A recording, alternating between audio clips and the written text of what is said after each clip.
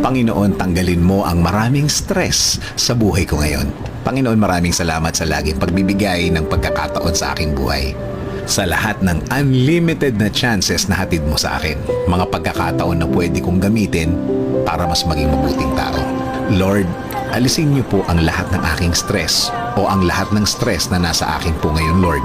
Kayo na po ang magtanggal ng mabigat na nararamdaman ko. Kayo na po ang bahalang pag-aani ng aking araw-araw.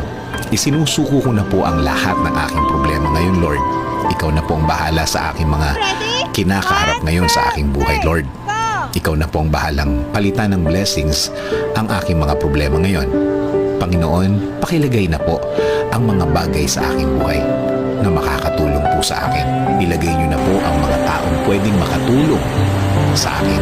Alam ko po na kilala niyo po ang mga taong pwedeng makatulong sa akin, Lord. Lord, kasama din po ng dasal na ito, ilagay niyo rin po ang mga aral na kailangan kong matandaan, mga lessons na magiging gabay ko sa pagharap ko sa susunod na panahon. Ikaw na po ang mag-guide ng buhay ko, Lord.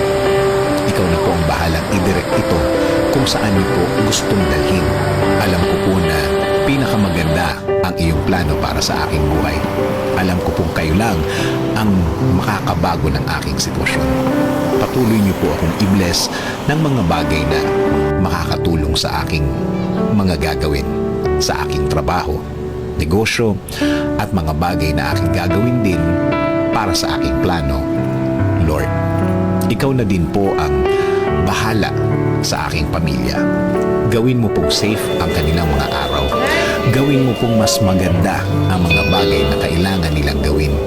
At Lord, gawin niyo rin pong safe ang kanilang mga pupuntahan.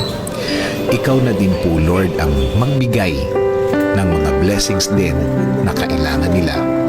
Lord, ikaw na ang mag-lead ng kanilang buhay.